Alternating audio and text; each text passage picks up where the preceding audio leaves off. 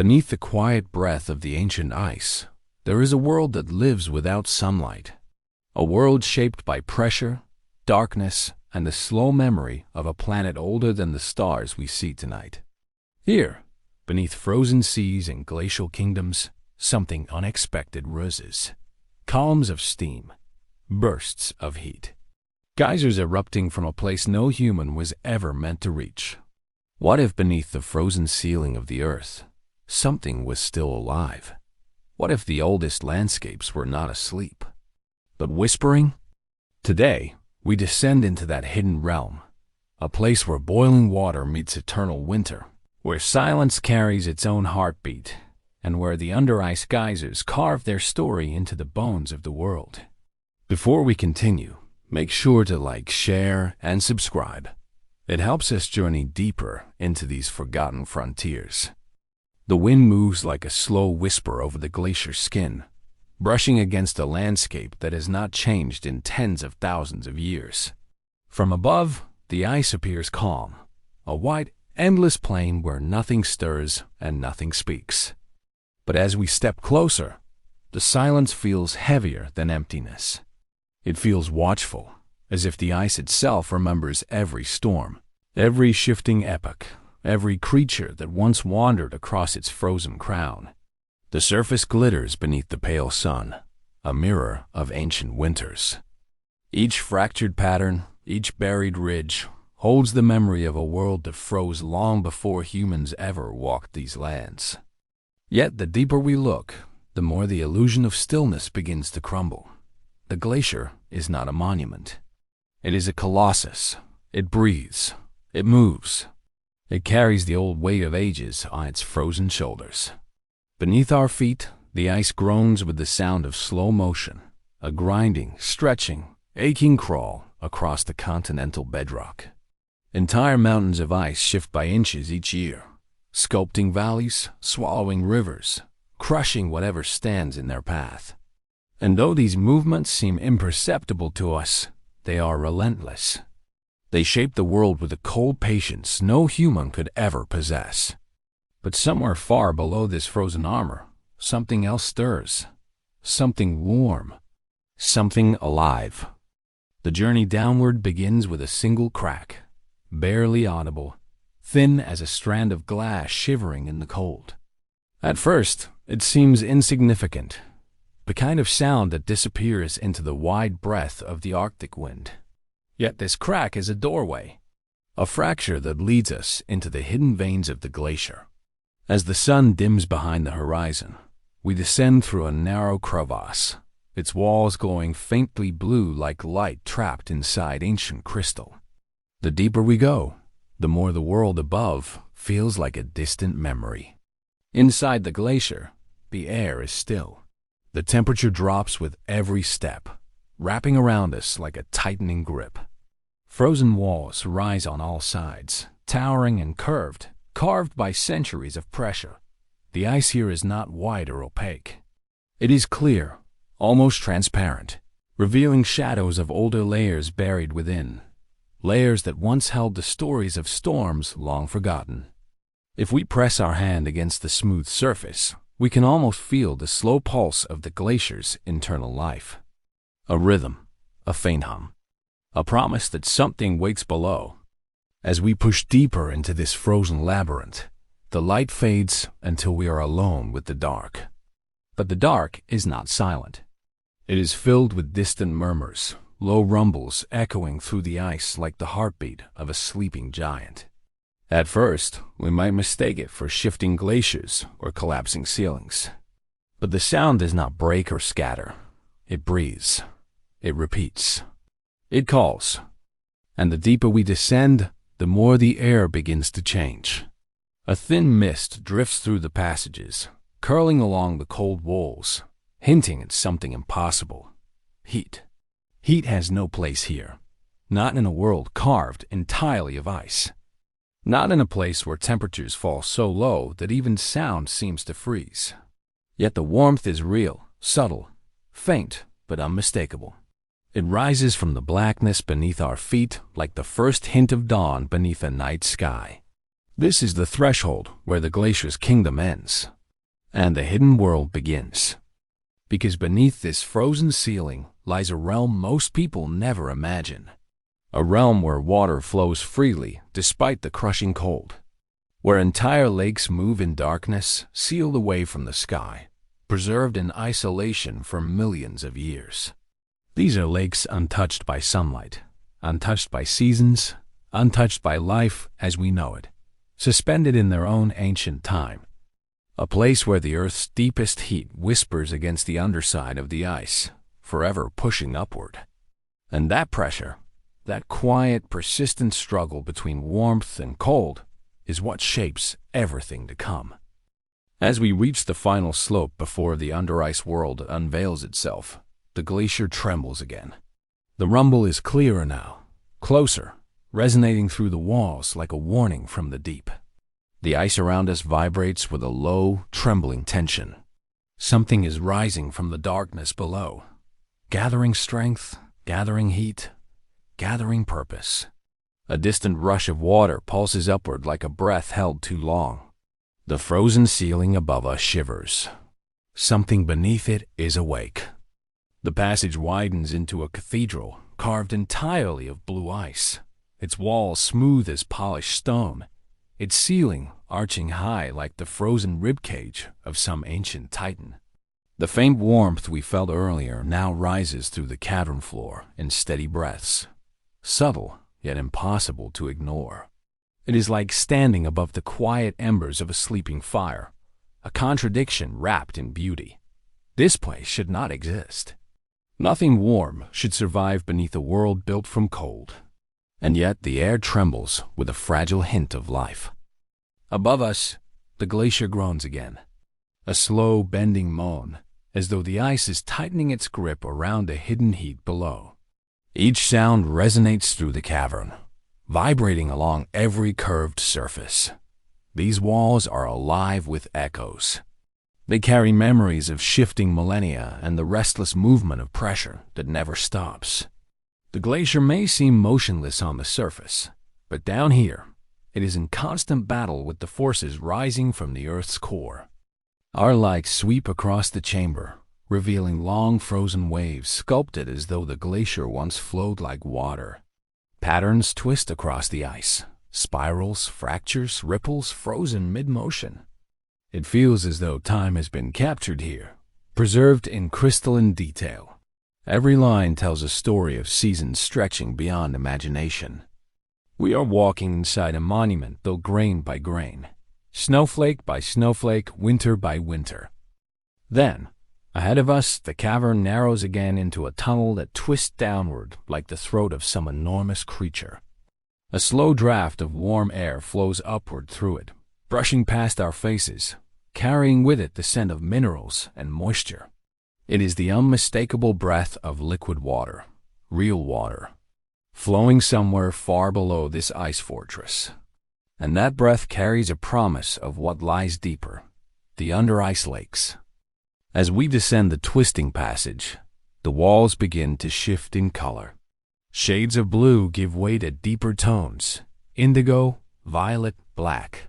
The ice becomes older here, denser, its layers compressed under unimaginable weight. These walls could be 1,000,000 years old, maybe more.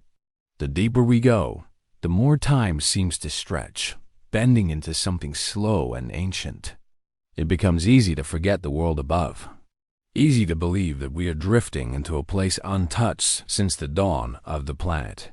The warmth intensifies. Not enough to melt the ice around us, but enough to create a soft haze that clings to the tunnel floor. Droplets form on the surface of the ice. Not liquid droplets, but tiny prisms of frost growing outward like crystal flowers. Steam collects in thin ribbons, sliding upward through microfractures that glow faintly in our lights. This is where the hidden battle becomes visible. Here, warmth pushes against ice.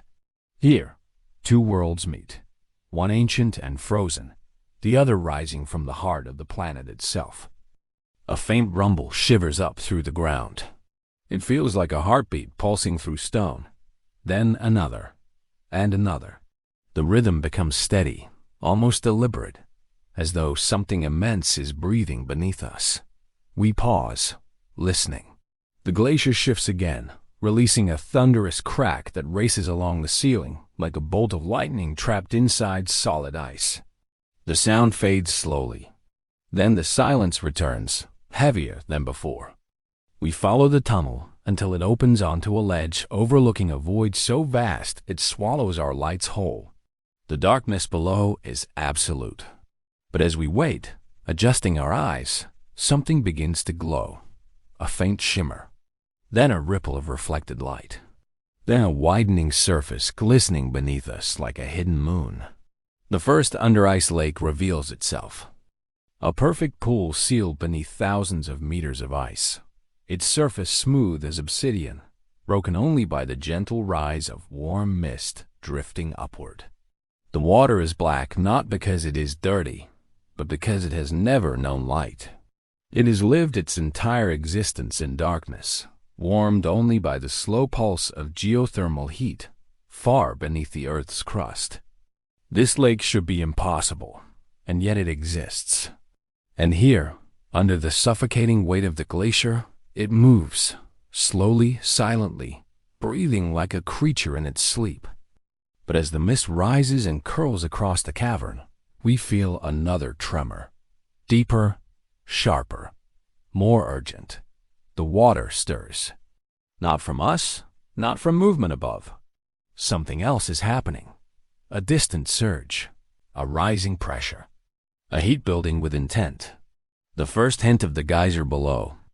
The lake's surface tightens as though some invisible force is pulling it from below.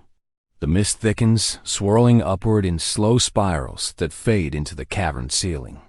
A soft hiss echoes through the chamber, not loud, but sharp enough to cut through the silence. It is a warning. A whisper of heat rising through water that has slept for longer than human memory can stretch. We kneel at the edge of the ledge, peering down into the black mirror below. The surface trembles again, faint ripples spreading outward in delicate circles. For a moment, everything seems suspended. The cavern holding its breath, the ice above tightening, the warmth below gathering purpose. The lake is no longer calm. It is waiting. Far beneath the water, a muted glow flickers, faint at first, then pulsing brighter, like a lantern coming to life in the depths. It blooms slowly, shifting through shades of deep gold and amber, transforming the water into a swirling galaxy trapped beneath ice. The glow brightens. The tremors grow stronger. A low, throbbing hum rises from the lake bed, vibrating through the cavern floor like the muffled roar of some distant engine buried under miles of rock. Then the water bulges upward. Just a fraction. Just enough to break the illusion of stillness. This is geothermal heat taking form. This is pressure looking for escape. The glow pulses again, and for the first time, we see movement, real movement, inside the dark. Something churns far below, stirring sediments that have not shifted in geological ages. The lake seems to inhale, pulling inward. The ripples reverse direction, collapsing toward a single point at the center.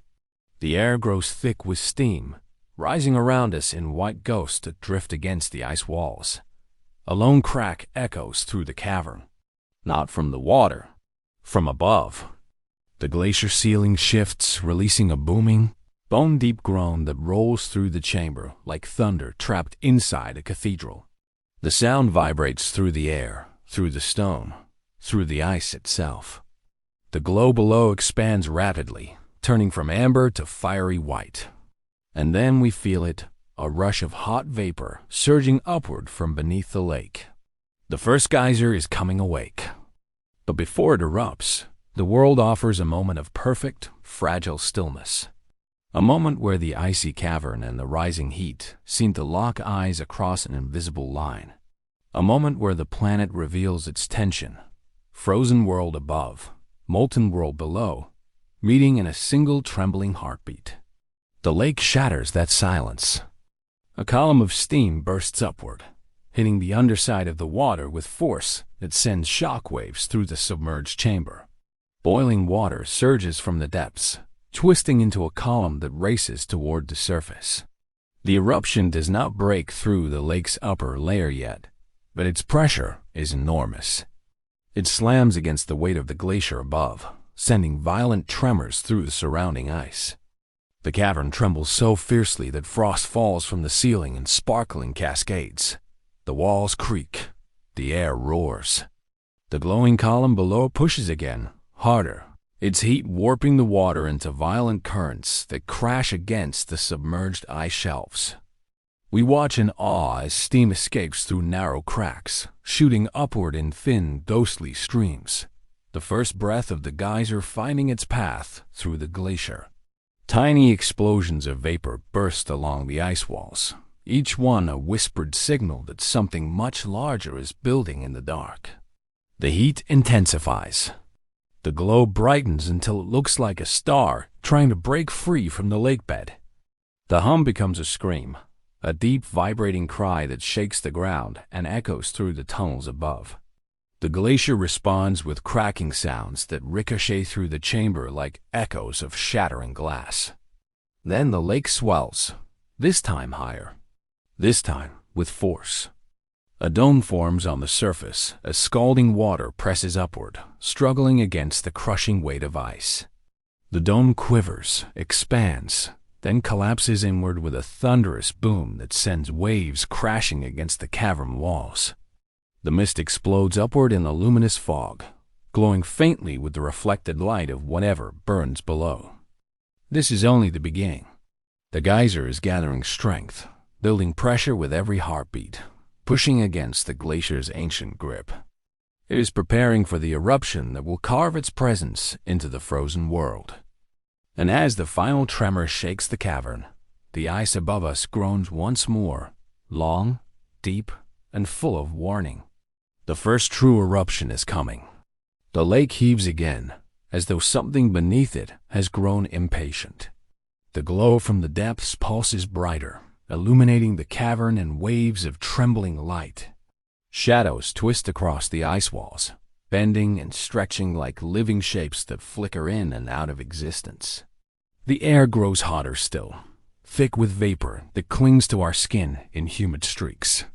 Every breath we take feels heavier, as if the cavern itself is weighing on our lungs. Then, for a moment, everything quiets. The tremors vanish. The water stills. The glow fades to a steady, ominous shimmer. A silence settles across the lake, the kind of silence that comes before a storm.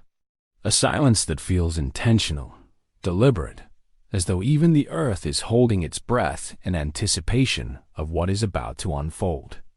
The cavern floor beneath us vibrates with a slow, rhythmic pulse. Not chaotic, not frantic, but controlled. It is the deep, measured heartbeat of geothermal power gathering its final reserves. A force older than the continents themselves. A force that has been building pressure for decades, centuries, perhaps even millennia. The lake surface trembles. Not violently, but softly, like the flutter of wings beneath water. Then the glow beneath the surface expands outward in a sudden burst, spreading like molten veins across the lake bed. The patterns twist and curl in mesmerizing shapes, glowing like fiery constellations beneath the frozen world. The water churns with renewed strength, pulling downward into a swirling vortex that forms at the center of the lake. The vortex deepens, spins faster, pulls the darkness into itself like a hungry mouth. The hum rises to a roar.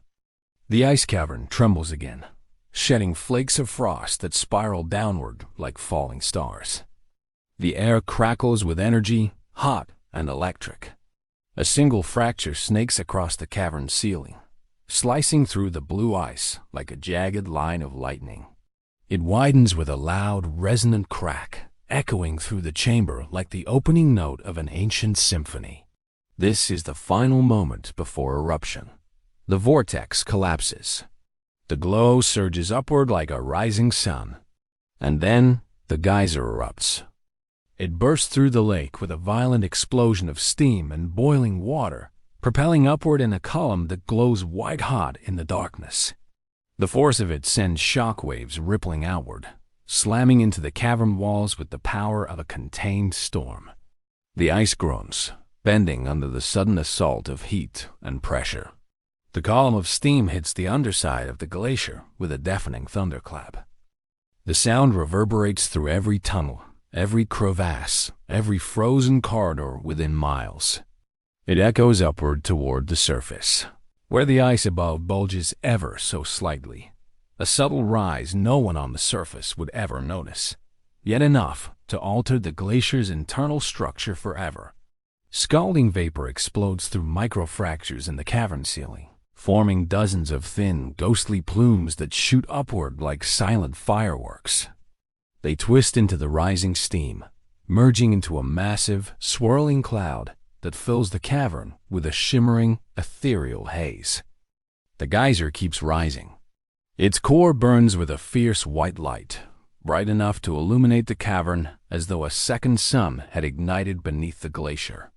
Droplets of boiling water scatter through the air, striking the ice walls and instantly crystallizing into glittering patterns that sparkle like frozen fire.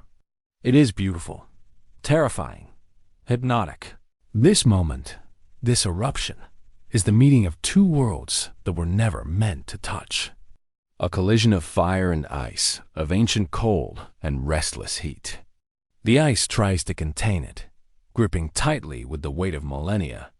But the geyser pushes harder, carving its path upward with the raw, unstoppable power of Earth's inner breath. Steam floods the cavern, rolling across the lake in thick waves that obscure everything but the glowing core of the eruption. The roar becomes deafening, shaking the very bones of the glacier. For a few seconds, the cavern feels less like a place and more like a living organism, expanding, contracting, breathing through the geyser's furious release. Then, slowly, the eruption softens. The steam column narrows. The glow dims. The roar fades into a low, lingering rumble. The geyser withdraws, retreating back into the depths as though exhausted by its own power. The lake settles, trembling with aftershocks, its surface swirling with fading heat. The mist begins to thin, drifting upward in delicate spirals that vanish into the cracks above. In the wake of the eruption, the cavern falls eerily quiet. But it is not the peaceful quiet from before. This silence feels charged, alive, filled with the echo of something awakened. Because this was only the first eruption. Beneath the frozen ceiling of the world, geysers like this do not sleep for long. And the ice remembers every one. The mist hangs heavy in the cavern long after the eruption fades, clinging to the air like the final breath of something ancient and restless. Slowly, shapes begin to return through the fog. The rippling contours of the lake, the glistening ice walls, the trembling cracks etched across the ceiling. The world beneath the glacier feels changed, as if the eruption has rewritten its architecture in an instant. The cavern is quieter now, but not calm. It pulses with the memory of heat. The lake swirls slowly, carrying remnants of the eruption in soft spirals that drift toward the shore. Light from the dying glow below flickers across the surface, painting it in hues of fading gold and bruised violet. Steam still rises in thin ribbons, ghostly and fragile, reaching toward the ceiling before disappearing into the unseen tunnels above. The air is warmer than before, not by much, but enough to feel unnatural in a place ruled by eternal cold. We stand along the edge of the ledge, watching as the last ripples settle into a gentle stillness. The geyser's breath has retreated, but its presence lingers. The water is different now, stirred from depths that do not welcome disturbance. Sediments drift upward in slow clouds, revealing darker shapes beneath the lakebed, ridges, fractures, structures carved by pressure and heat. It is as though the eruption has peeled back a layer of the glacier's hidden world, exposing the restless forces beneath. Above us, the cavern ceiling creaks, releasing a long, tired sigh. Fractures widen in near-silent increments, shedding tiny crystals that drift downward like shimmering dust. Each one catches the fading light as it falls, a reminder that even the ice is listening. Even the ice feels the tremors. Even the ice knows something larger is coming. We turn our gaze toward the far side of the lake, where a narrow passage disappears into darkness. Before the eruption, it was nearly invisible, just another shadow among countless frozen corridors. But now, faint trails of mist drift toward it, drawn by a subtle pull of warm air. Something deeper in the glacier is breathing out through that passage. Something older. Something hotter. The eruption was not the end. It was only the introduction. A single note from a vast orchestra waiting in the dark. The floor beneath us trembles gently, like a heartbeat slowing after a sprint. It is not the violent shake from earlier. It is calmer, more controlled, almost thoughtful. These geysers follow their own rhythm, shaped by geological forces far older than the ice above. If one erupts, another is not far behind. Not always in the same place, not always with the same fury, but always connected by the same deep, molten pulse of the Earth's hidden heat. A faint humming sound rises from the distant passage, lower than before, softer, almost melodic. It vibrates through the ice walls, brushing past us like a whisper from the deep. The mist pulls toward it again, as though drawn by invisible hands. The warmth increases too, subtle, steady, climbing by fractions of a degree, as though the glacier's temperature is being rewritten from within. Something is shifting in the system beneath us, a realignment of pressure, a rearranging of subterranean currents. The first eruption has destabilized more than just the lake. It has awakened the entire under-ice network. Geysers do not exist alone down here. They move in cycles. They follow patterns shaped by fault lines, heat chambers, and the ancient architecture of the Earth. The cavern shudders again. This time, the tremor carries a low, resonant growl from somewhere far below, deep enough to feel more than hear. It rolls upward like distant thunder, shaking loose more crystals from the ceiling. Some fall into the lake with soft, hissing sounds as they meet the warm surface, instantly melting into nothing. We look toward the dark passage again. The humming grows louder. The mist grows thicker. The air grows hotter. The glacier above responds with uneasy cracks, like brittle bones straining under pressure. Something is rising on the other side of that tunnel, something larger, more powerful, more volatile than the eruption we just witnessed. The first geyser may have introduced us to this hidden world, but the second will reveal its true nature. And as the cavern falls into a tense, trembling silence, one thing becomes clear. We are no longer exploring the under-ice world. We are standing at the edge of its awakening. The wind softened to a low, distant hum as we approached the first fissure in the glacier. From above, it looked insignificant, a thin blue line etched across an endless sheet of white. But standing at its edge was different. The crack widened into a yawning fracture, descending into a sapphire glow that flickered like the breath of a dormant world. Each step closer felt like walking toward the doorway of a myth.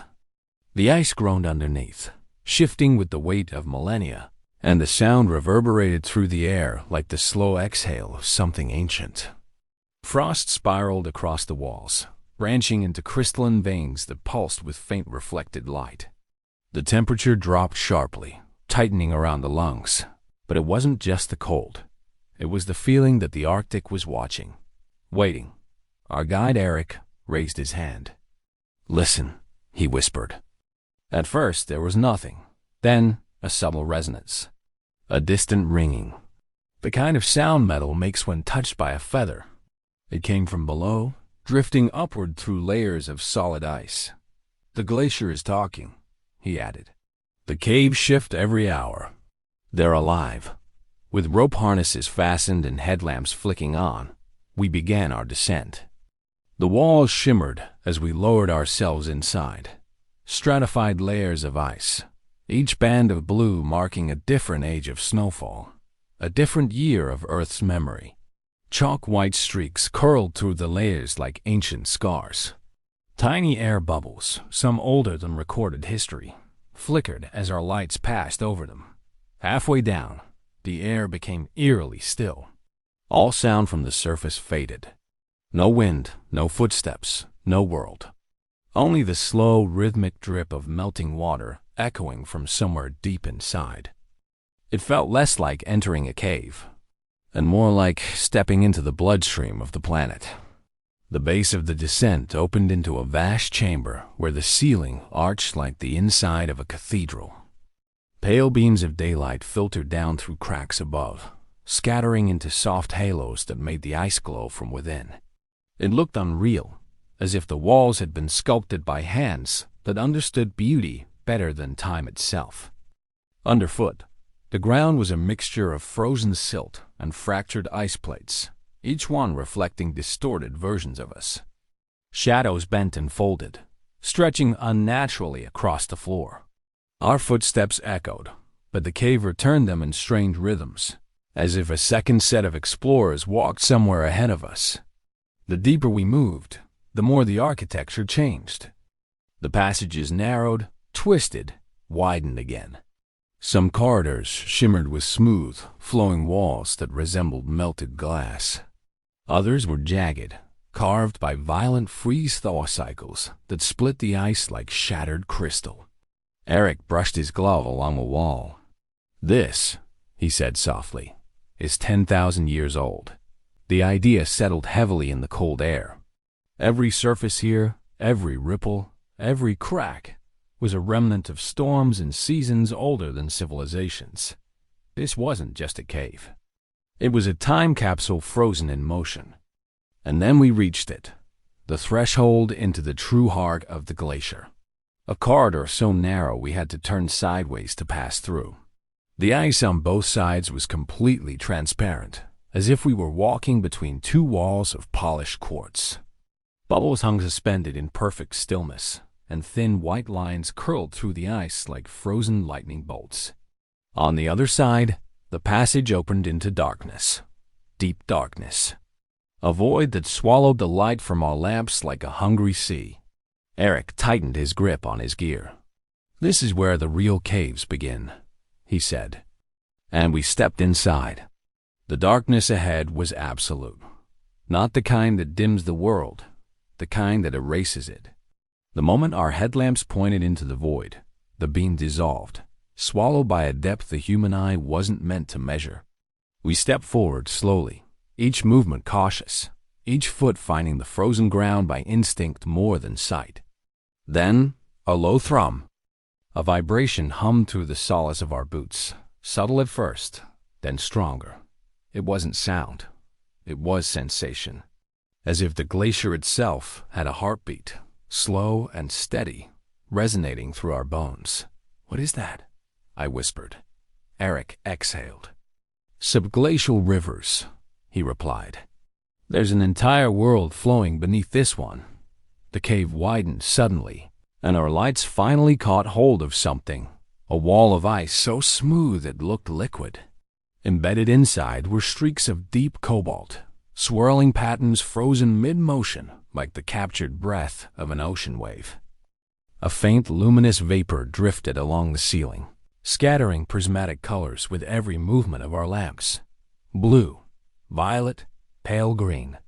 Shades that don't exist on the surface, born only where cold and pressure shape light into something alien. Then we heard it, a distant roar. Not loud, not urgent, but deep. A rumble so low it felt like the earth speaking from its core. The floor sloped downward, leading toward the source of the noise. The air grew warmer, just slightly, enough to fog the lenses of our goggles.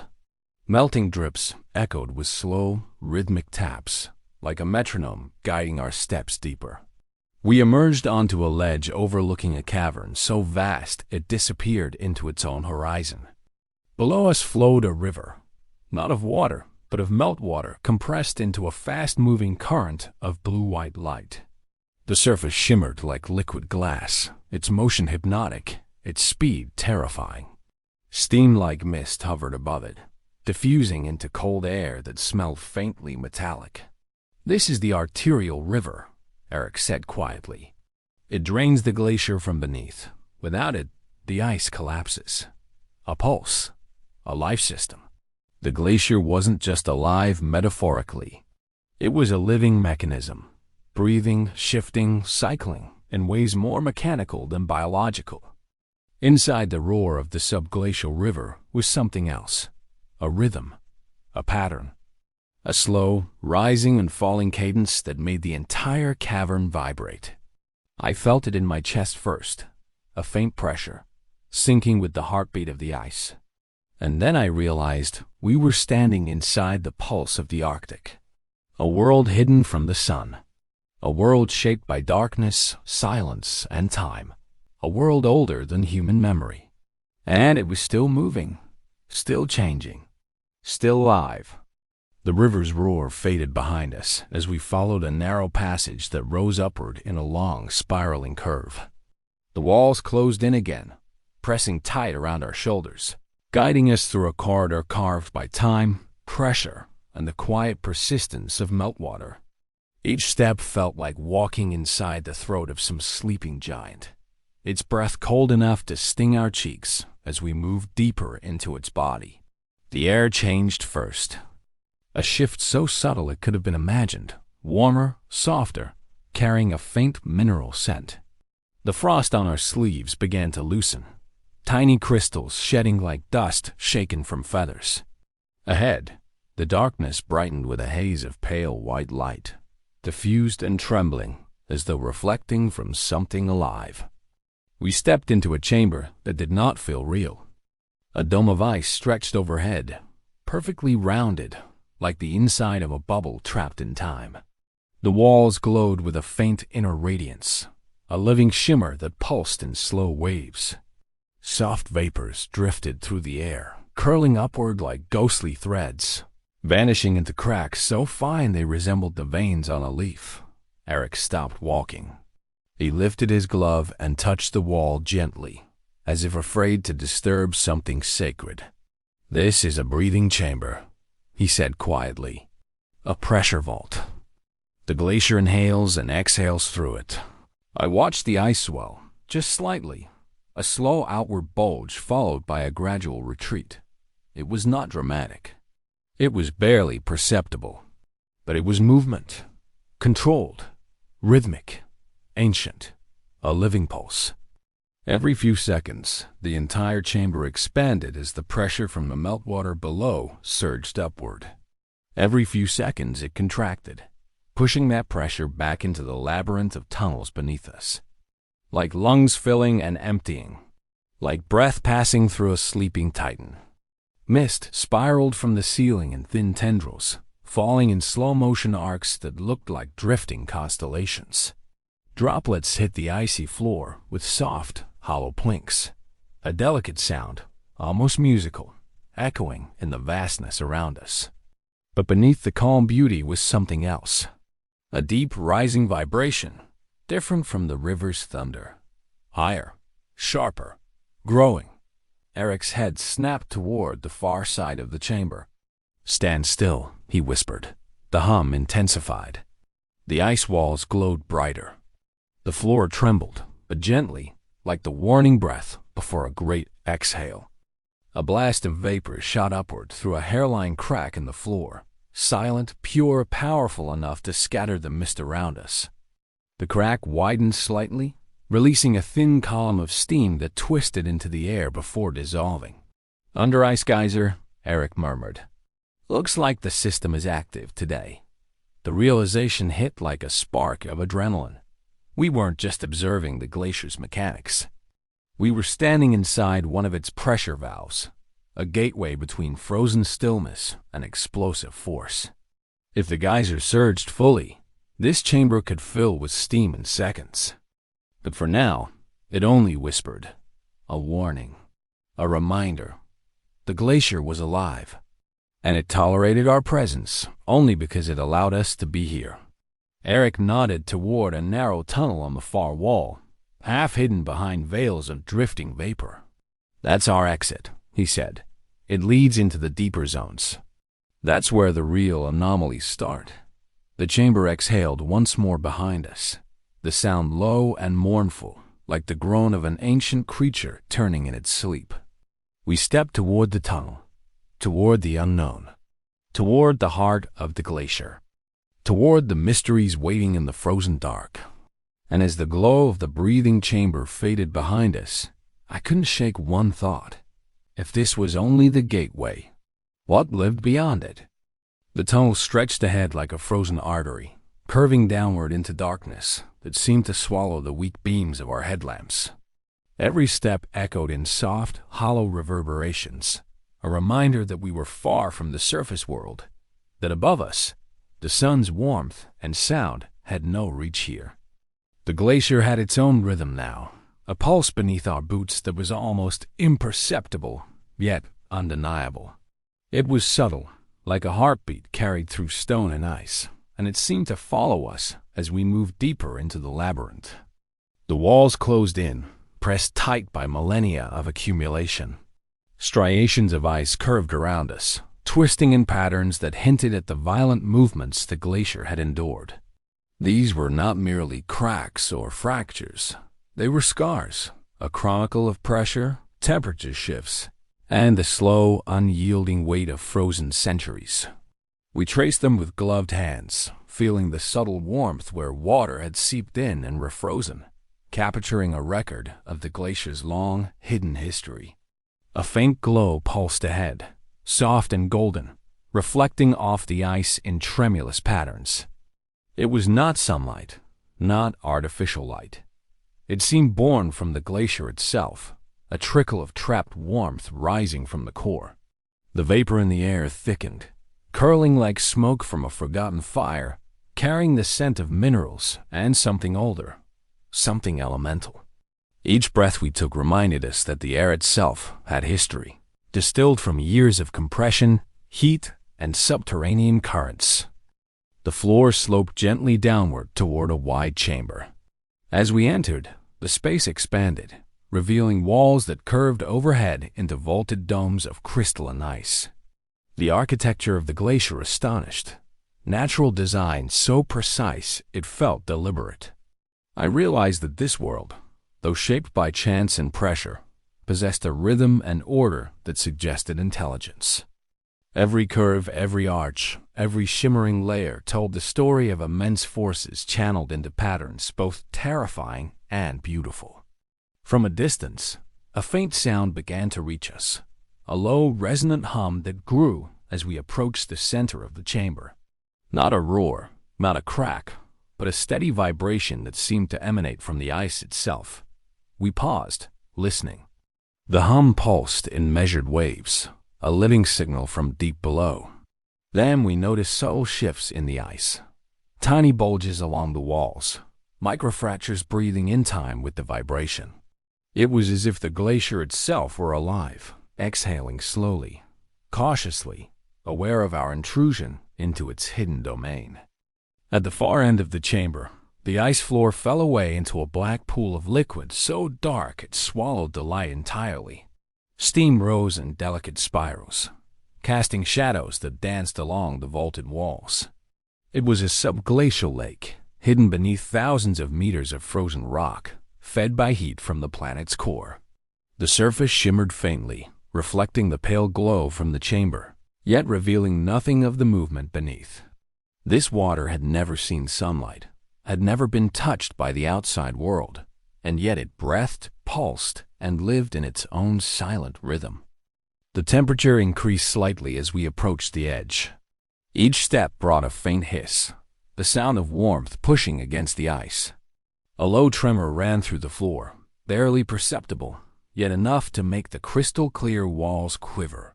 Here, we were at the interface of two worlds, the frozen and the molten, the still and the restless. It was a boundary that humanity rarely glimpsed, a threshold between what is seen and what is hidden, between the fragile surface and the immense, living underworld. We stopped, captivated by the enormity of the chamber, the pulse of the lake, and the weight of history trapped in every crystal of ice. This was the heart of the glacier, a place where time slowed, where the Earth's hidden energy whispered in vibration and heat. And as the mist curled upward into the shadows, I realized we were no longer merely observers. We were participants in a narrative written over millennia, a story of pressure, life, and unstoppable subterranean power. The glacier had opened its doors, and it was only the beginning. We followed the edge of the subglacial lake, each step measured, cautious, aware that the ice beneath us could shift at any moment. The mist rising from the surface clung to our gear, damp and cold, curling into shapes that vanished before our eyes could fully grasp them. Light reflected in impossible patterns across the ceiling, glancing off walls that rippled like liquid crystal. Every surface seemed to vibrate subtly, as if the glacier were acknowledging our presence, observing, testing. A distant gurgle reached our ears, faint, irregular, but unmistakably alive. Below the lake's opaque surface, currents swirled, carrying mineral-laden water from unseen chambers deeper inside the glacier. Tiny bubbles erupted silently, twisting upward like luminous beads of memory trapped in the dark. The lake was alive, breathing in ways the eye could not see, whispering in sounds the mind could barely comprehend. We pressed further into the chamber, approaching a ridge that jutted from the floor, polished smooth by centuries of flowing water. Its surface shimmered with faint golden hues, light bending and fracturing as it passed through the ice above. Here, the forces of heat and pressure had converged, sculpting a natural column that rose like a sentinel from the black water. It marked the center of this hidden world, a nexus where the glacier's pulse was strongest, where subterranean currents met and collided beneath the frozen roof. Eric gestured for us to pause. "Feel it," he said. "The vibration, the rhythm." He laid a hand on the ridge. Even from a distance, I could sense it, a subtle trembling, not in the air, not in the water, but through the ice itself, like the slow heartbeat of a creature much larger than the human eye could imagine. The glacier had its own cadence, one that had persisted for centuries, unbroken, unstoppable. From a fissure high above, steam began to trickle, creating small curtains that swayed gently in the silent current of air. Each tendril caught the light, glimmering as it twisted downward, touching the lake's surface before vanishing. Tiny explosions of vapor erupted sporadically, soft puffs that hissed and then disappeared. The process was subtle, almost polite, yet contained immense power. An underground geyser waiting for its moment to roar, restrained by thousands of meters of ice and rock. We moved closer to the lake's edge, peering into the black depth. Shadows shifted below the surface, hinting at structures sculpted by the hidden currents, ridges, mounds, channels, and perhaps fissures leading to other, unseen chambers. The water seemed to ripple without wind, to pulse without force, as if the glacier communicated through these hidden waterways, sending signals and vibrations only the ice could transmit. A low rumble rolled through the chamber, subtle yet insistent. The ice trembled in response, casting faint cracks along the walls. Droplets fell from the ceiling, splashing into the lake with a delicate hiss. Each impact sent rings across the surface, spreading outward, interacting with the currents in chaotic, mesmerizing patterns. It was a living network, fluid and crystalline at once, where water and ice coexisted in a tense, delicate balance. We paused to listen. The chamber was not silent, but it was not loud either. It had its own language, vibrations through crystal, hiss of vapor, distant thrum of molten currents below. We could feel it in our bones, in our chest, and hear it in the subtle echoes that the headlamps could not illuminate. This was the inner life of the glacier, immense, slow, patient, and eternal. And yet, beneath that quiet, I sensed a latent energy. The geysers below, the subglacial rivers, the warm currents in hidden pockets, All of it pulsed with restrained violence. The glacier had given us access to its heart, but the heart was restless. It exhaled and inhaled, and we were acutely aware that at any moment it could unleash forces no human could fully comprehend. Standing there, at the edge of the subglacial lake, I realized we were witnessing a paradox. Absolute stillness concealing boundless power, frozen beauty masking violent, slow-burning energy. Every shimmer, every vibration, every ghost of steam told the same story. This was alive, aware, and as old as the planet itself. The chamber narrowed as we moved away from the lake, walls pressing closer, their surfaces slick and glossy with condensed vapor. Light scattered unevenly, casting fractured reflections that twisted and danced as if the ice itself were alive. Each step echoed faintly, swallowed quickly by the cavern's vast interior, leaving us suspended in a silence that was almost tangible. Even breathing seemed too loud here, intrusive against the glacier's timeless rhythm. A faint warmth touched our gloves and faces as the tunnel sloped downward, a reminder that below the frozen crust lay molten veins of earth, restless and eternal. We passed small pools of meltwater, their surfaces perfect mirrors reflecting the fractured ceiling above. In some, trapped bubbles glowed faintly with an inner light, swirling slowly as if time itself moved differently here. Each pool seemed to tell a story of centuries compressed into a single droplet, of unseen forces moving invisibly beneath our feet. The vibration beneath our boots grew stronger, steady now, insistent. It was no longer subtle. It hummed like a living chord stretched through the ice, resonating in every crystal, echoing into every chamber. The glacier's pulse was unmistakable, a heartbeat that was both ancient and immediate. We instinctively slowed our steps, synchronizing with the rhythm, feeling it in our chest, in our spine, in the backs of our knees. A fissure appeared along the right wall, jagged and deep, steam curling from it like smoke from a distant fire. Tiny droplets erupted from the cracks, sizzling briefly as they met frozen surfaces, releasing faint clouds that merged with the drifting mist. Eric knelt, brushing his gloved hand across the opening. "Under ice vent," he whispered. "Pressure builds here constantly. This is the glacier's warning system." The corridor opened suddenly into a chamber that seemed impossibly large, wider and taller than any human structure. Its ceiling soared out of sight, arches of translucent blue ice curving into shadows we could not penetrate. From the far end, a stream of steam rose in ribbons, twisting upward toward cracks high above, carrying heat from the glacier's molten core. The air smelled faintly of iron and minerals, a tangible reminder that the glacier was more than frozen water.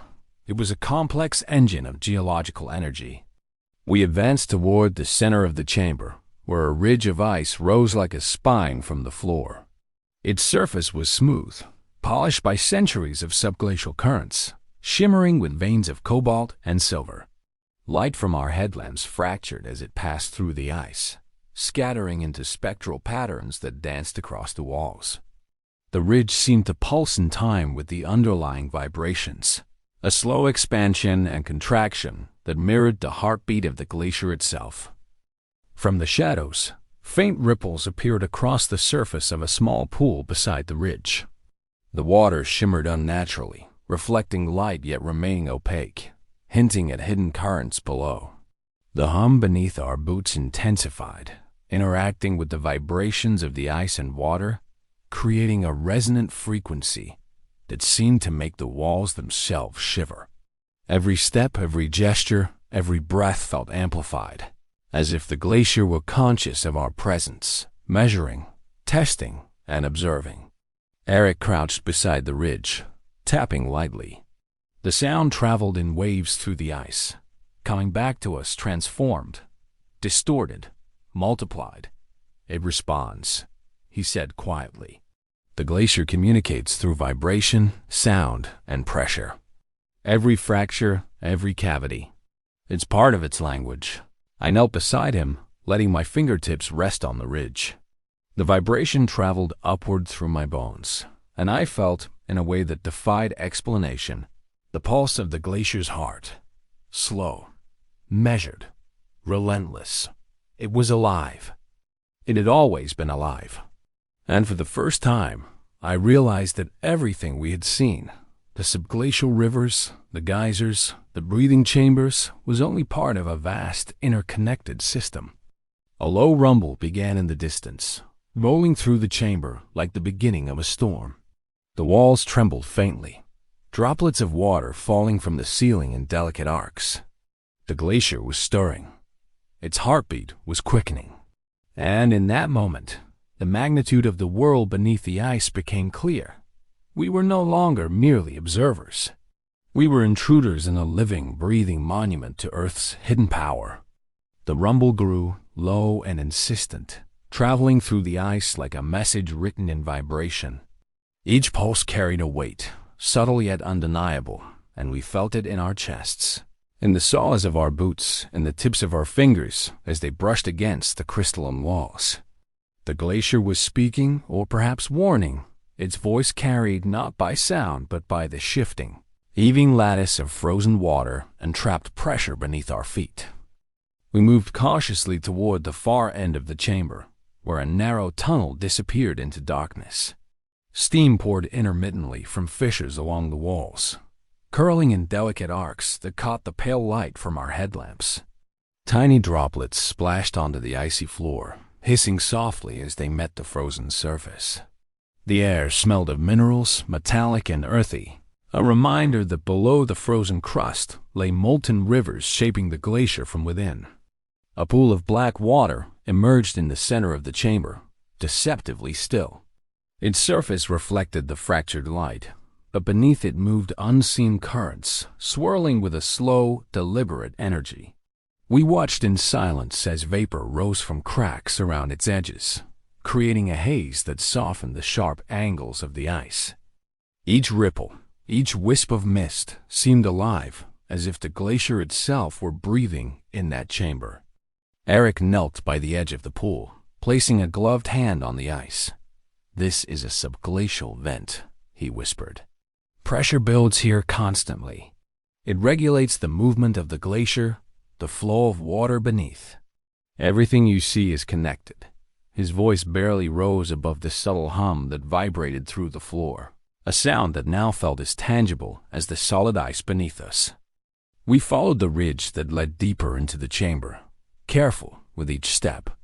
Crystalline walls arched overhead, some transparent, others layered in opaque blue, revealing trapped air bubbles that glimmered like frozen stars. Light fractured as it passed through, scattering into spectral patterns that danced along the walls. The glacier had become a cathedral of ice, a living monument to both time and pressure, awe-inspiring and terrifying in equal measure. A sudden tremor passed through the chamber, small at first, then more pronounced. Tiny fractures along the ceiling widened slightly, and a faint cascade of crystals fell into the pools below.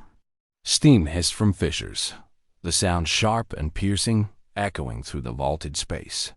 The glacier was restless, its hidden forces asserting themselves subtly but unmistakably. We paused at the edge of the largest vent, where the ice thinned and warm vapor poured in a steady stream. The light from our headlamps caught in the mist, scattering into ethereal beams that shimmered and twisted. The warmth was tangible, a stark contrast to the frigid corridors we had left behind. Here, the glacier's life force was strongest, a pulse of heat and pressure moving inexorably through channels that had existed for millennia.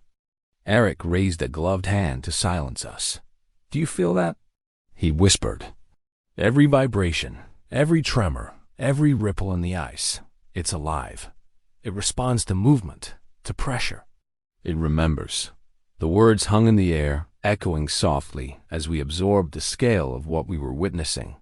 The glacier was not static. It was dynamic, responsive, and incomprehensibly ancient. The subglacial river gurgled faintly below us, hidden from view, yet audible in the way it made the chamber hum. It moved with a purpose, channeling water and energy through the ice like veins carrying life through a body. Each pulse, each vibration was part of a greater rhythm, one that had persisted long before humans had walked the earth. Standing there, we understood that we were merely visitors, intruders in a world whose time was measured not in years or centuries, but in millennia. And as we lingered, mesmerized by the interplay of light, ice, water, and vapor, I realized that Glacier was more than frozen water. It was alive. It was aware. And it had allowed us to witness a fragment of its hidden heart. The tunnel narrowed again as we moved past the vent, the air thick with mist and heat.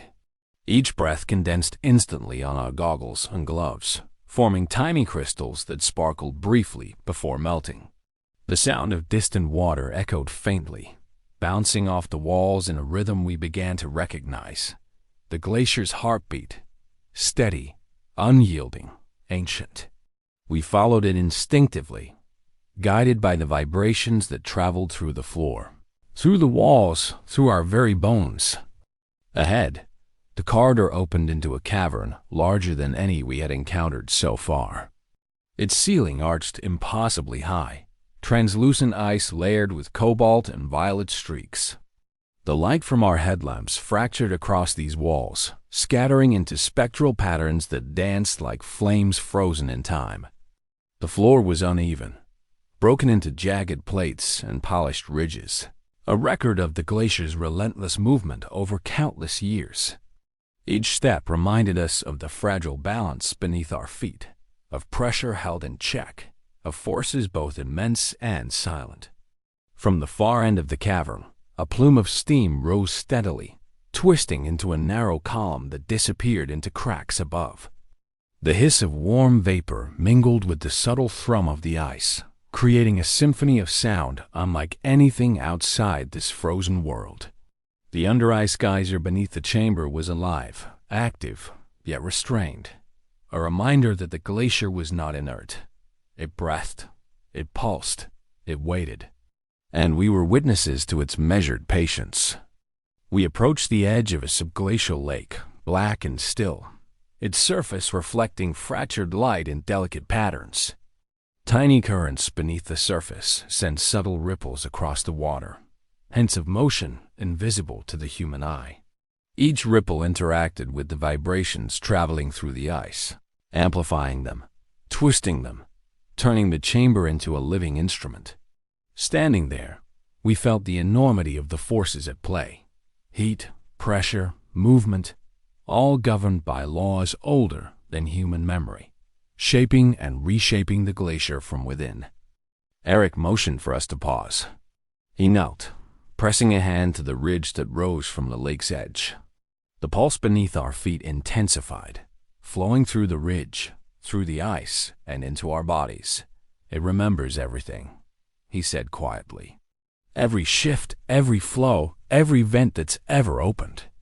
It carries the memory of centuries. This is how the glacier survives. This is how it lives. The chamber seemed to respond to his words. Tiny fractures in the ceiling shimmered, as if acknowledging our presence. Vapor swirled more vigorously, curling into intricate patterns that dissolved before reaching the roof. The glacier's pulse quickened, yet remained controlled, rhythmic, deliberate. It was alive, but not reckless. Its power was immense, yet patient, stored beneath layers of ice, waiting for precise moments to release. A low rumble traveled through the floor, rising from deep beneath the glacier. The ice trembled faintly, droplets falling from the ceiling in a soft rain that echoed through the cavern. The geyser beneath the chamber surged subtly, sending thin ribbons of steam into the air. The energy was palpable, yet contained, a reminder that the forces shaping the glacier were beyond human control. Here, in the heart of ice, we were both humbled and awed. As we lingered, watching vapor curl and shadows dance, I understood the scale of the world we had entered. It was not just frozen water, not merely a geological formation. It was alive, aware, and ancient, a cathedral of ice, a living monument to time, pressure, and subterranean energy. The glacier had allowed us passage into its heart, to witness its hidden life, its secret currents, its restrained power. And as we prepared to move toward the next chamber, deeper and darker, one thought remained. We were no longer visitors merely observing frozen beauty. We were participants in a living system, intruders in a hidden world that had endured for millennia and would endure long after we were gone. Every heartbeat, every pulse of the ice, every whisper of steam reminded us the glacier was alive, and we had seen for a fleeting moment its very soul. The air grew warmer as we descended, carrying a faint scent of minerals and steam that hinted at the power below. Each step was deliberate, the ice beneath our boots humming softly with pressure, as if warning us of the energy we were approaching. The tunnel narrowed, then widened suddenly, revealing a cavern that seemed to pulse with life. Steam drifted from fissures in the walls, curling like smoke from an ancient fire, scattering light into fractured rainbows that shimmered across the ceiling. A low, persistent vibration ran through the floor, subtle yet insistent. It was different from the pulse of the glacier we had felt before, deeper, faster, alive with anticipation. Eric paused, placing a hand on the wall. "The vents are active here," he murmured. "Pressure is building. Every subglacial river, every hidden geyser, it's all connected. What you feel is the glacier preparing to release its energy." Ahead, a series of vents hissed intermittently, thin columns of steam spiraling upward and disappearing into the darkness above. The sound was hypnotic, the mist refracting light into spectral threads that wove together like ethereal curtains. The vents were unpredictable, bursts of warmth and motion that appeared suddenly, vanishing before we could reach them. It was a delicate balance between frozen restraint and explosive power, a tension that seemed almost sentient. We moved cautiously, our headlamps illuminating the intricate architecture of the ice. Crystalline ridges rose like pillars, some etched with veins of cobalt and silver, others fractured with jagged edges that hinted at the forces that shaped them. Every surface seemed alive, responding to pressure, to heat, to the subtle tremor that ran through the chamber. Here, in the heart of the glacier, beauty and danger coexisted in perfect, terrifying harmony. A faint roar drew our attention. From a fissure in the distance, a column of steam surged upward, twisting violently before vanishing into the ceiling. The vibration beneath our feet intensified, synchronizing with the geyser's pulse. Each eruption was a glimpse into the glacier's hidden power, immense energy constrained beneath thousands of meters of ice, waiting for the right moment to assert itself. We were witnesses to a world that moved on a scale far beyond human comprehension, a world of latent fury contained within crystalline walls. The path ahead opened into a chamber dominated by a wide subglacial river. Its waters, dark and opaque, surged with silent force beneath the ice. Steam rose from its surface, and the walls glimmered with condensation, catching fragments of light in shifting spectral patterns. The river was a lifeline, channeling heat and water from the molten core below, a reminder that even the most frozen world is alive with motion. Every ripple, every hiss of escaping steam, every tremor in the floor was part of the glacier's vast living network. Eric gestured toward the far wall, where a geyser vented in a controlled, rhythmic surge. "That's the pulse point," he said. "All the energy converges there. It's the reason the glacier doesn't collapse, the reason the ice remains stable even under extreme pressure. That vent is like its heart, and if it ever erupts fully..." His words trailed off, leaving the implication hanging in the dense, humid air. We approached cautiously, mesmerized by the interplay of light, steam, and vibration. The geyser's column twisted upward, casting shadows across the jagged ice walls. Each eruption was brief, yet powerful, a display of force that reminded us of the scale of the energies at play. It was a world where ice could be both delicate and violent, where stillness was deceptive, and where every pulse carried the weight of centuries. Standing there, at the edge of the vent and the river, I realized we were not simply observing geological phenomena. We were entering a living system, one that demanded respect and humility. The glacier was beautiful, yes, but it was also unpredictable, powerful, and relentless. Its fury slept just beneath the surface, contained for now yet palpable in every vibration, every hiss, every breath of steam that rose from the hidden veins below. We followed the river deeper into the glacier, the air growing heavier with mist and warmth. Each breath condensed instantly, clinging to our eyelashes and gear, shimmering with tiny droplets that caught the faint light of our headlamps. The walls narrowed again, forcing us to move in single file, the roar of distant vents echoing off crystalline surfaces. Every sound amplified in the cavern, making our movements feel exaggerated, our presence somehow magnified in this living system. The subglacial rivers swirled beneath the ice, dark and opaque, carrying unseen currents with a relentless energy.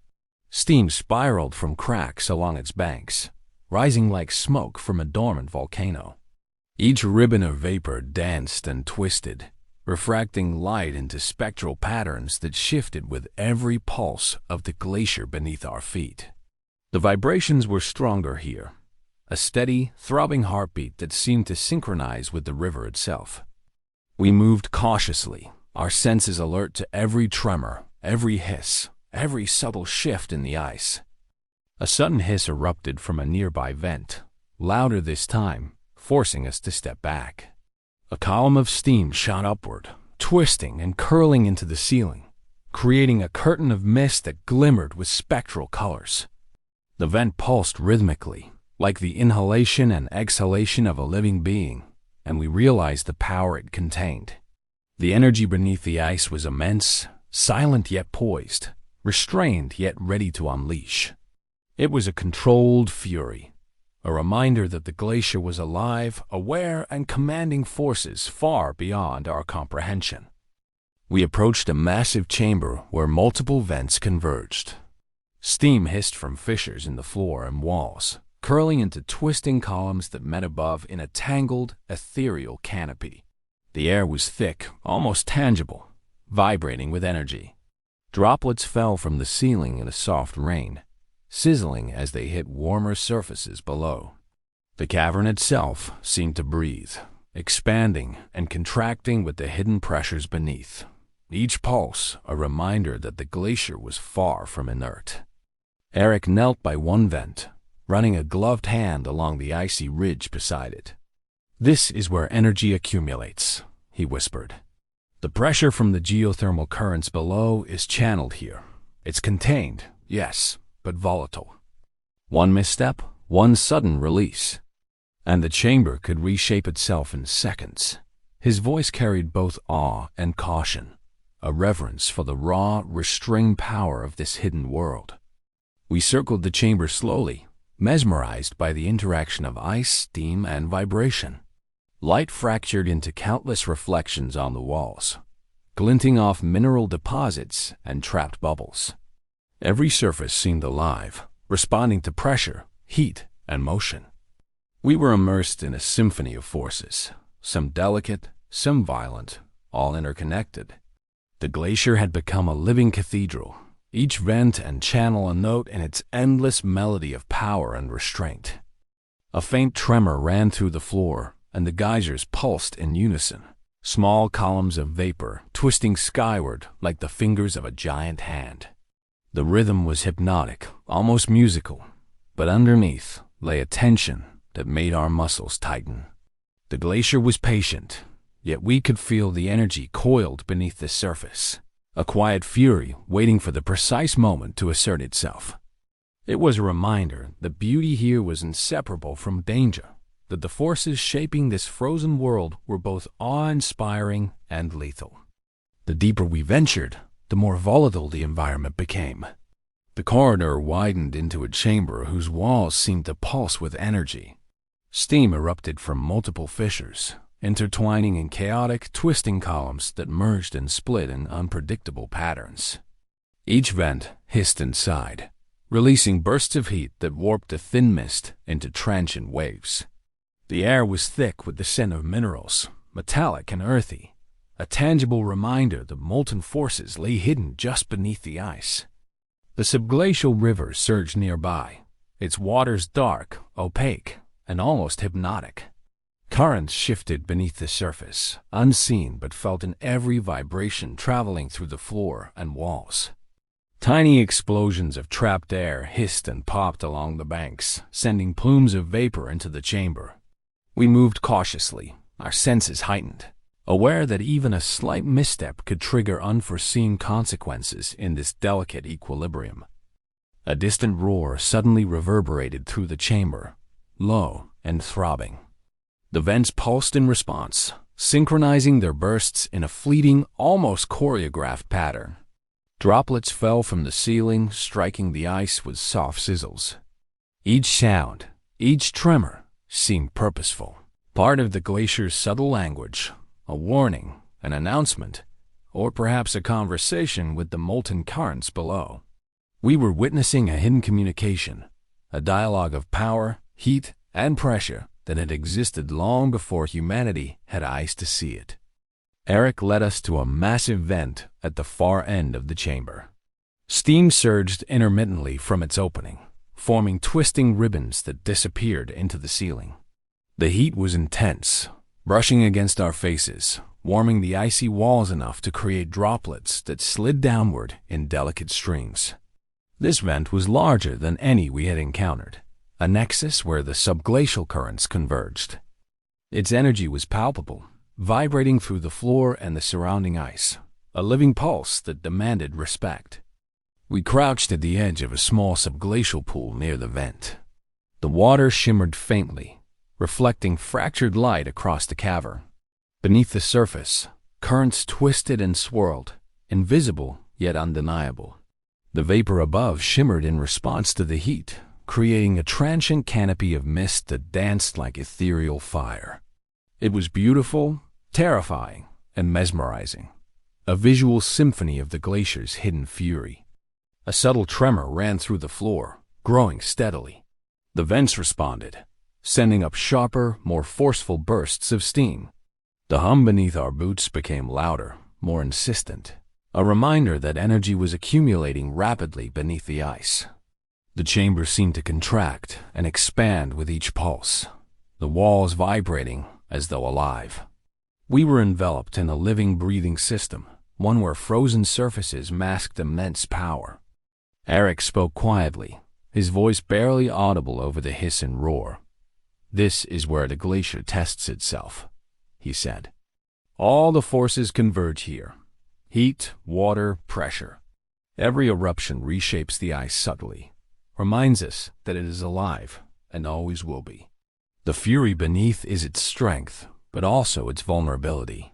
His words hung in the mist, echoing softly as we absorbed the scale of the hidden forces at play. Standing there, I felt both awe and trepidation. The frozen world above was a facade, concealing a system of immense, restrained violence. Each hiss, each tremor, each flicker of vapor was part of a deliberate rhythm, a pulse of controlled fury beneath the ice. And yet, beneath that restraint, I sensed the potential for sudden, unpredictable release, the reminder that we were only temporary witnesses in a realm far older and more powerful than ourselves. The chamber ahead opened into a vast expanse, wider and taller than anything we had yet encountered. Columns of ice rose like jagged towers, their surfaces etched with veins of cobalt and silver, glistening in the fractured light from our headlamps. Steam spiraled from fissures in every direction, curling and twisting in patterns both chaotic and mesmerizing. The air was thick with warmth and the metallic scent of minerals, reminding us constantly that this was no ordinary ice. It was alive, dynamic, and powerful. The subglacial river surged alongside us, its dark waters moving silently but with immense energy. Tiny explosions of trapped air hissed along the banks, sending plumes of steam into the cavern. The vibrations beneath our boots had grown louder, more insistent, synchronized with the river's hidden currents. It felt as though the glacier itself were aware of our presence, measuring us, testing our respect for its hidden forces. A massive vent dominated the far end of the chamber, erupting in short, violent bursts. Steam shot upward, twisting and writhing into the ceiling, then dissipating into the mist. The vibrations intensified, radiating outward, interacting with other vents and channels in a complex, almost orchestrated rhythm. Every pulse, every hiss, every tremor spoke of immense pressure contained beneath the ice, the energy of a living system thousands of years in the making. We approached cautiously, observing the vent from the edge of a small pool. The water shimmered with subtle reflections, distorted by currents beneath the surface. Steam rose in delicate ribbons, refracting light into spectral patterns that danced along the cavern walls. The interplay of ice, water, and vapor created a visual symphony of motion and energy, hypnotic yet dangerous. The glacier was both fragile and formidable, a paradox of frozen stillness and latent fury. Eric placed a gloved hand on the icy ridge near the vent. "This is where the energy is focused," he said. "The subglacial currents converge here, and the pressure builds constantly. The vent releases it in controlled bursts, sculpting the ice, carving channels, keeping the glacier alive. One sudden misstep or unexpected surge, and this chamber could change in an instant." His voice carried awe and caution in equal measure, a reflection of the respect demanded by the hidden forces around us.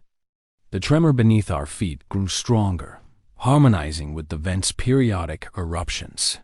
Steam columns twisted violently, casting flickering shadows that made the walls seem alive. Droplets fell from the ceiling, sizzling as they struck warmer surfaces, echoing softly through the cavern. The chamber breathed with a rhythm older than humanity, a pulse of energy and life contained within crystalline walls. We were immersed in a living system, one that moved, exhaled, and reshaped itself with deliberate, unstoppable force. We stepped closer to the edge of the pool, mesmerized by the currents swirling beneath the surface. Tiny eruptions of vapor, imperceptible at first, began to form a continuous mist, creating an almost tangible veil that separated us from the vent's core. Every hiss, every shimmer of light, every vibration of the ice reminded us that we were in a space of immense, restrained energy. The glacier was alive, aware, powerful, and patient, a force beyond comprehension, yet impossible to ignore. Standing there, we understood the paradox of this frozen world. The surface was serene, crystalline, and delicate, but beneath lay fury, motion, and heat. The hidden vents, the subglacial river, the twisting plumes of steam, all were evidence of a living, breathing system, one that had endured millennia and would endure long after we were gone. And as we prepared to venture further into the heart of this chamber, one truth became unmistakably clear. We were not merely observers. We were witnesses to the restrained, eternal power of the glacier. The largest vent loomed ahead, a jagged opening in the ice that pulsed with energy like the heart of the glacier itself.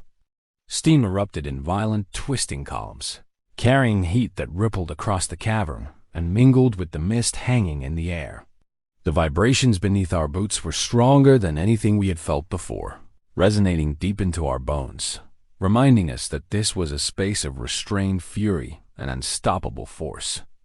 We approached cautiously, mesmerized by the interaction of ice, water, and steam. The subglacial river surged beside the vent, its waters dark and opaque, carrying unseen currents from the molten veins below. Each ripple, each hiss, each tremor was part of the glacier's rhythm, a pulse that had persisted for millennia, shaping the ice, sculpting the caverns, and carrying energy through channels hidden from human eyes. A sudden eruption shot upward from the vent, steam twisting into the ceiling and scattering light into spectral threads that danced across the walls. Droplets sizzled as they struck warmer ice, echoing like distant, crystalline fireworks. The force of the vent was mesmerizing, yet terrifying, a reminder that the glacier's beauty and danger were inseparable. Each eruption reshaped the cavern subtly, carving ridges and channels that would endure long after our brief intrusion. Eric crouched near the vent, pressing a gloved hand against a ridge of ice. "This is the culmination," he whispered. "Every force we've seen, the vents, the rivers, the tremors, converges here. The glacier releases its energy here to survive, to maintain balance. And yet, one miscalculation, one surge beyond its threshold, and everything could change." His voice carried awe and respect, echoing softly against the icy walls. We lingered, watching the vent pulse, feeling the rhythm of the glacier reverberate through our bodies. The mist swirled, the water shimmered, and the vibrations harmonized into a subtle, hypnotic symphony.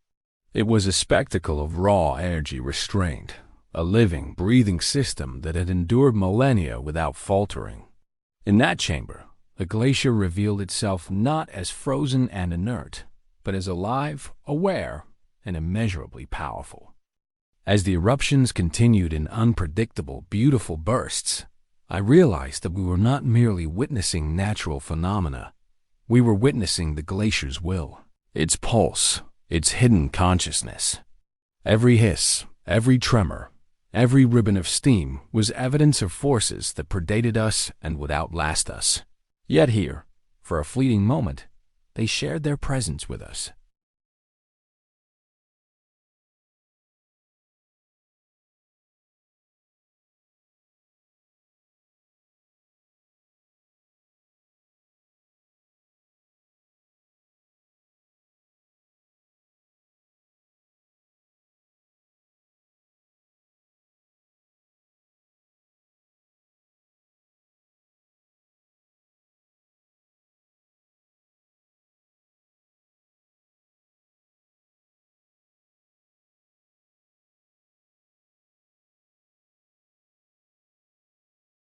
The final descent carried us deeper than ever before, into zones where the ice seemed almost alive, whispering secrets too old for words. The air was dense with mist and the faint scent of minerals, metallic and sharp, hinting at heat and pressure flowing unseen beneath our feet. Light fractured in strange ways through the walls, scattering into shards that danced like frozen fire. Each step felt both fragile and reverent, a negotiation with a world that had existed long before humanity and would endure long after us.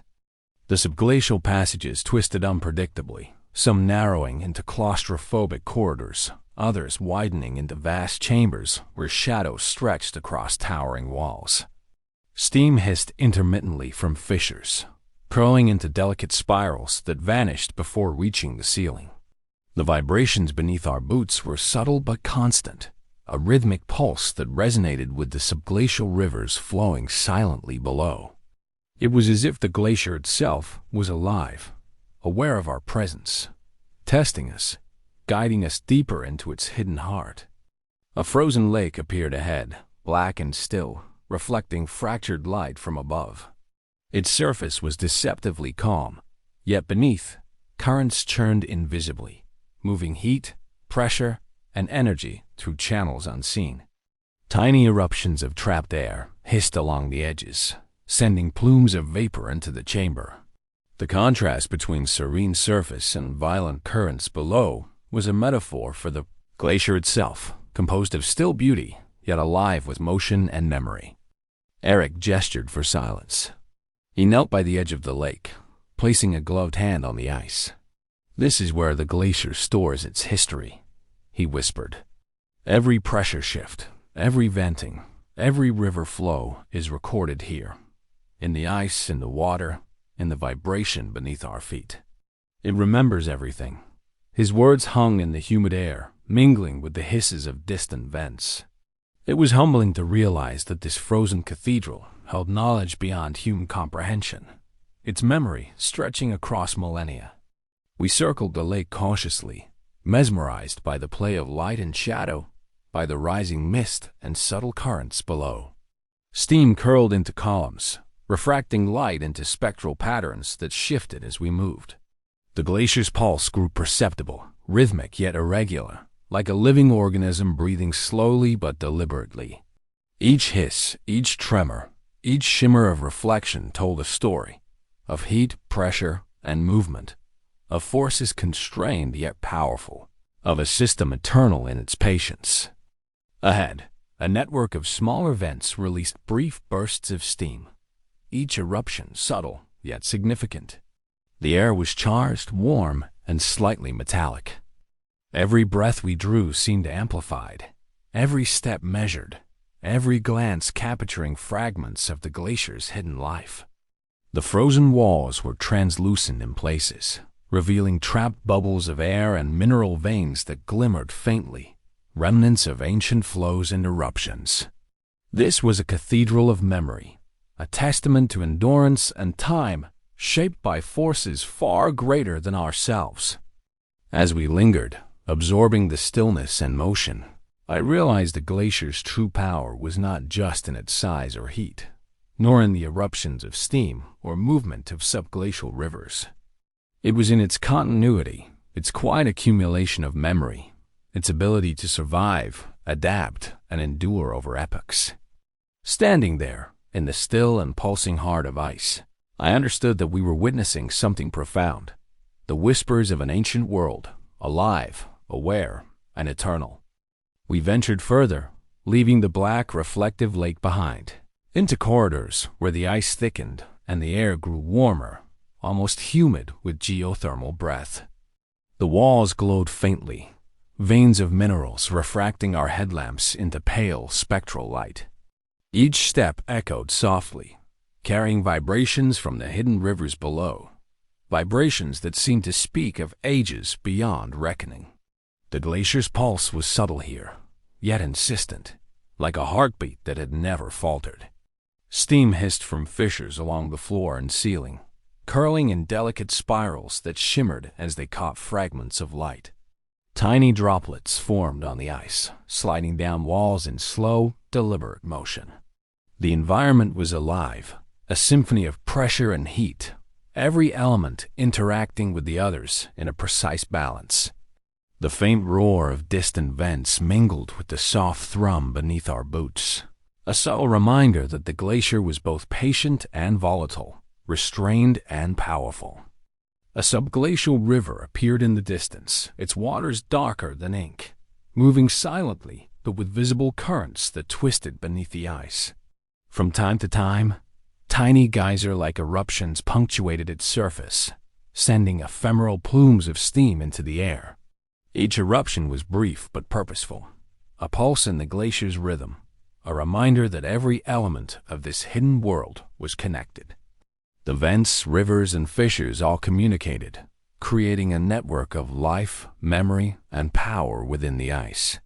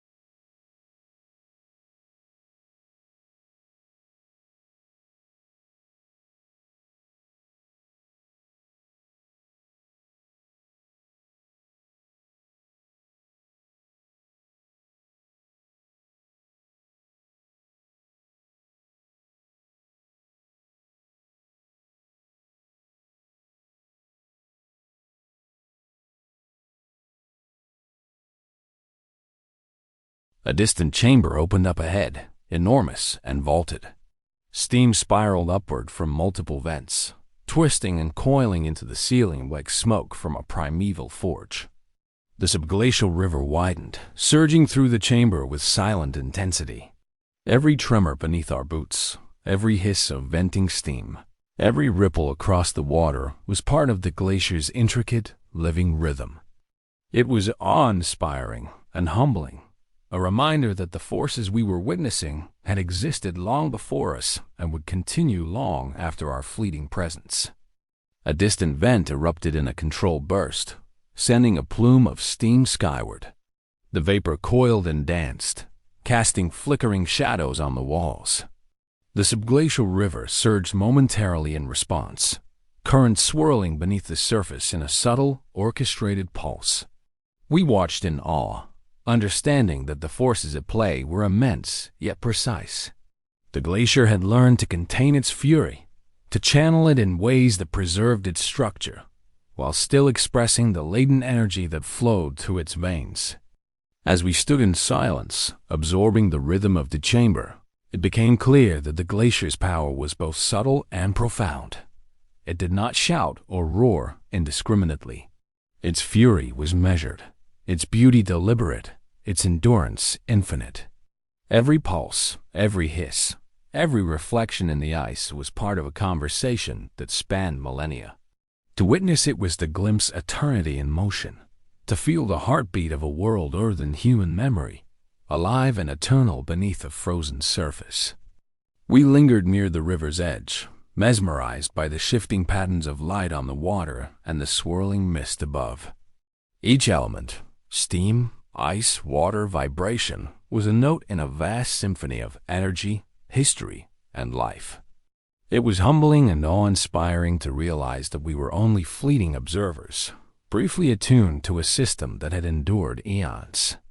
And yet, in that fleeting moment, the glacier allowed us to see, to hear, and to feel its whispers, its pulse, and its silent testimony to the passage of time. The chamber widened, revealing a cavern so vast it seemed to stretch beyond the limits of our vision. Ice columns rose like cathedral spires, some jagged, some smooth, each etched with the history of countless centuries.